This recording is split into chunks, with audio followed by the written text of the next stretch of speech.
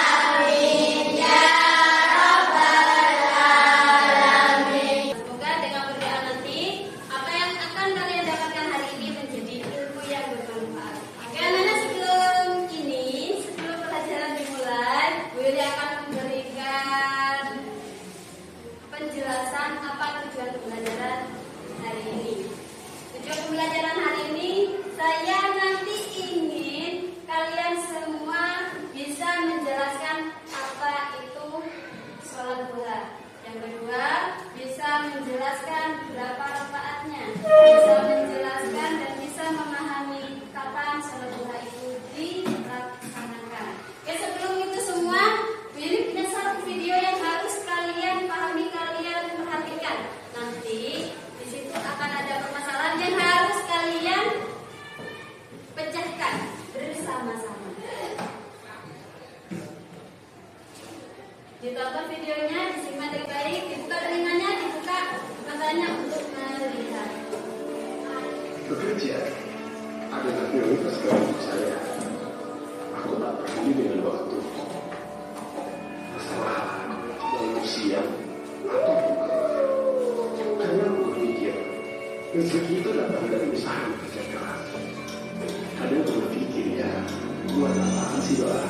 Itu cuma kayak bintang jatuh cuma aja. Karena bagi aku itu cuma kayak merah. Dia cuma jalan, wafat, terus berhenti. Makanya aku mati-matian bekerja keras. Karena aku yakin semua akan baik-baik aja kalau ikuti pendirianku. Sampai suatu hari aku terkejut, marah, tak perlu ada keadaan. Apa yang bisa dilakukan?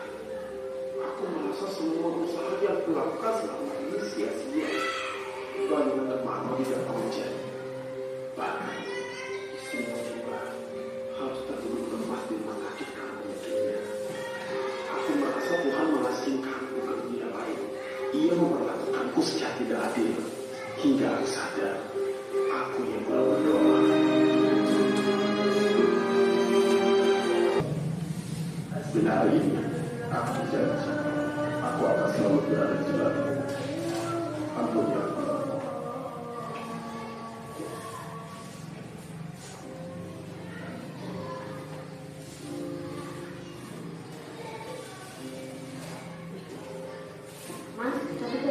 ini nyari kamu. Siapa ya? Fikri, tapi kamu masih SMP. Dia tadi kesini nyari kamu, tapi kamu nggak ada. Dia cuma bilang, Assalamualaikum. Waalaikumsalam. Saya Fikri, teman istrinya Adi. Adi yang mana ya?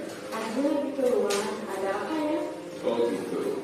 Ya udah, sampaikan sama Adi. Besok datang ke kantor saya, City Medan Group.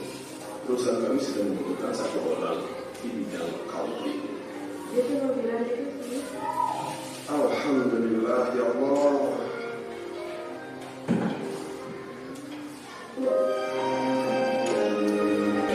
Apa yang kalian tangkap dari video tadi? Ada yang bisa menjawab? Angkat tangan.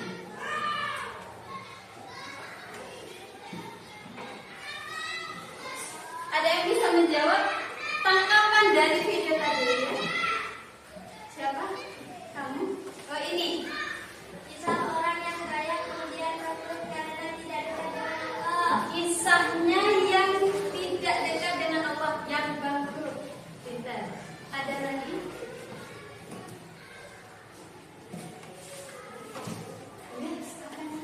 Gak usah malu-malu ya, gak usah malu-malu. Salahku tidak akan dipenjara.